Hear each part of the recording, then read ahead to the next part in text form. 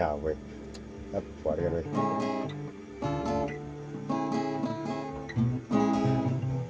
เล็บยาวไปกี่วัน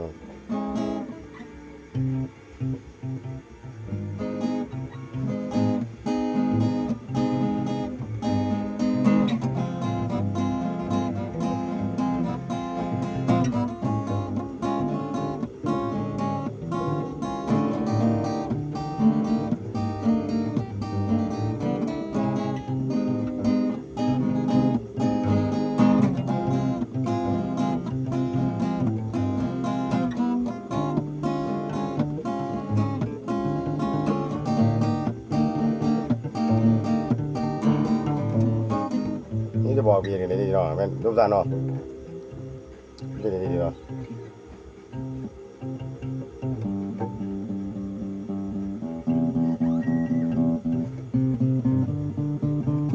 อ่ะ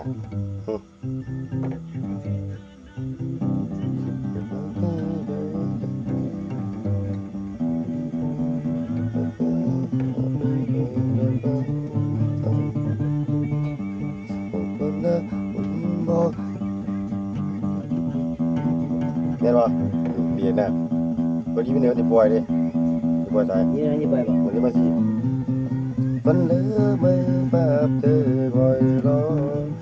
มาดีทุกคืนนะ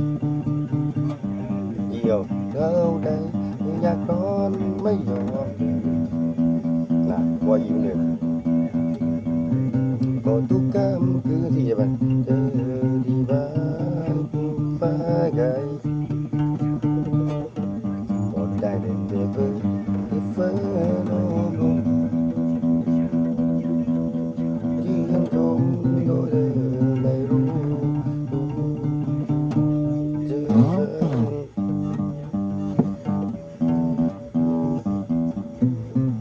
น่าไปน่าดีนะไม่สี่วันเอาน้ำไม่ใช่น้ำไหมคือบ่เป็นไงเด่นแบบเมื่อวาน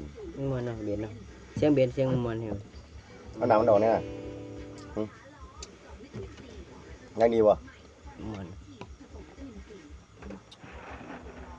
น่ามาเป็นนั่นเบาแห้งวะเบาวะกีตาร์ตัวนี้เบาแห้งแล้วกาเปียกนี่กีตาร์ประมาณแต่สมัยเรา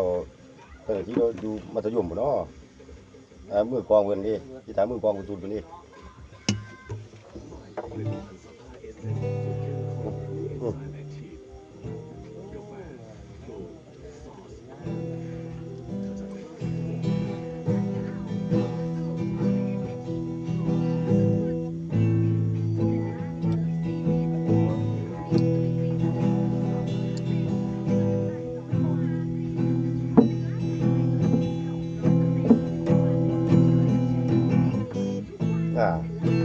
ก็ได้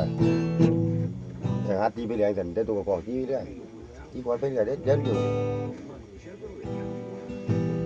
อันนั้นดีนะอันไปไม่ดีนะอันนั้นดีเสียงมาจากดีเพิ่งละเราจะฟังเสียงมึงละมันเข้ากันบ่นะตีเลย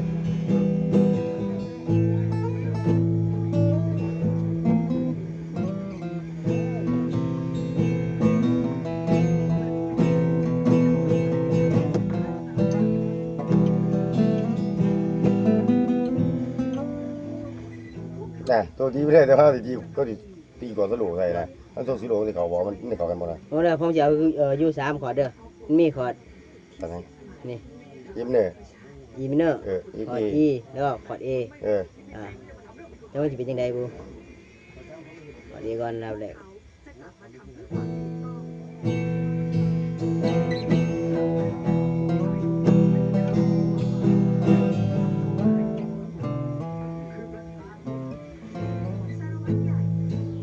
เนี่ย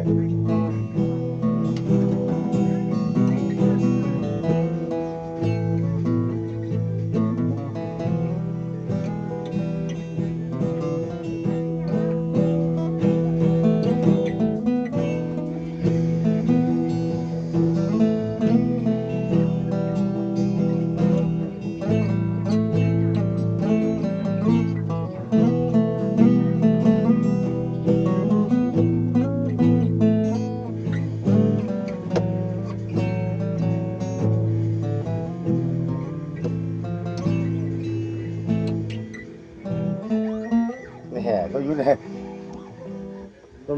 บ่ค่อยตาบ่ค่อยได้ไปไหน ครับไปเดี๋ยวนี้มันก็คล้องต้องกอดประจานก่อนแหละเอาทำนั่นก่อนตอนนั้นก็กอดดีเอาทำเปลี่ยนตัวบ้านละ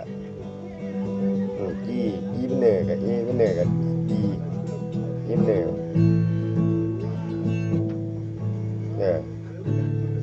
ที่ไหนเขาจีเบซ่าได้กับกล่องกันจังเดียวไปเลยจี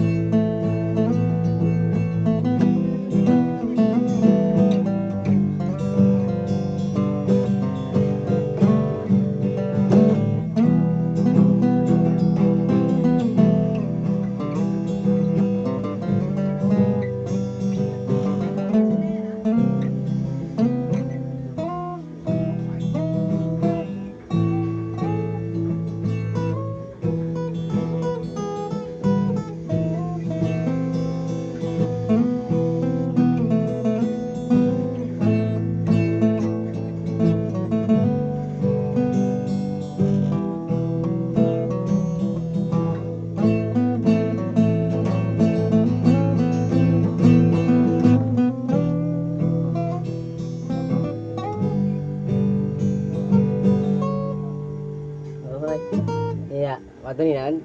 มันจะประหันแมนอยู่เขาดีก็จะดีแล้วเนี่ยดีแล้วตัวนั้นมันมีใจหนึ่งสิแต่ว่าใจคือเก่านะเขาบอกตะกี้เดียวกันนะเลยแล้วตัวนี้ดิใจคือกันคือตัวนี้เมื่อก่อนยังไงนี่เริ่มเลยตัวไหนตัวนี้ดีไปเหนื่อยได้นี่บ่แม่นเนื้อของสามมันนี่เอานี่บอกบ่แม่นนี่ดีไปเหนื่อยมาดีไปเหนื่อยไม่จะตื่นกันหรอจับแบบไอ้ตอนแบบว่าแค่มีสายหนึ่งตัวกับจับแบบนั้นเราจะว่าต่างยิ่งเดียวกันตัวนั้นขอดมันนั่นแค่เอาเล่นนี่ทุกขอดตัวพื้นฐานตัวตีมันก็ติดสรุปตัวนี้ใส่ตัวมันติดหาตีไปเหลี่ยนะต้องขอดพื้นฐานก่อนหาตีเหลี่ยจะไปข้ามกันวันนั้นหน้าตีแบบจะเล็กอะไรตีแบบเร็วก็ได้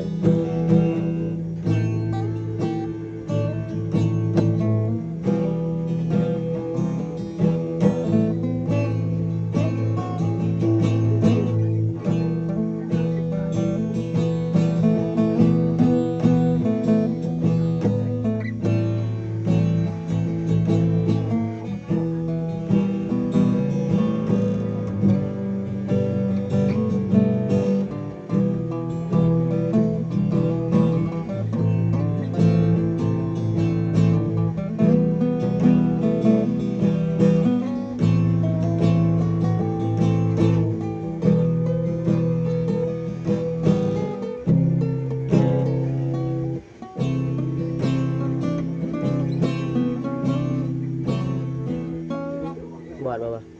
ครับที่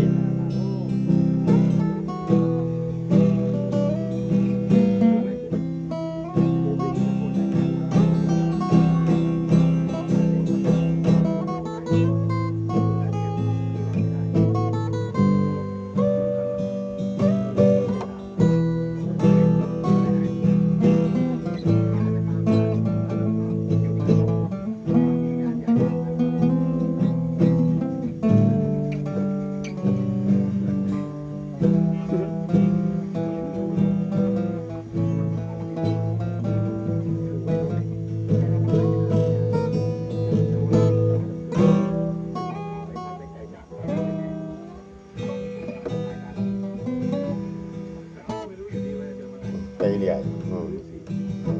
ที่เขาดีเขากันอยู่แล้วเนาะกันตัวเรียนแบบไหนตามขวดมันไหนต้องไปสรุปตามขวดมันนะตามที่ขวดมันมีขวานแล้วเขามาตั้งหากันบ่แล้วตัวที่ขวดนั่นนะเขาติดเบิ้งกีตาร์เลยเพราะมันติดว่าตายมันติดเปลี่ยนได้บ่เปลี่ยนน้ำมูนะไปลองเบิ้งกันเขาลองตัวกีตาร์ตัวนี้ได้ตัวนั้นมันมาหลายอย่างเลยนั่นตัวตีขวดไปเลยนะแต่ตีไม่ธรรมดาตีแบบจะเล่นกับตีนะไปตีครบขวดมัน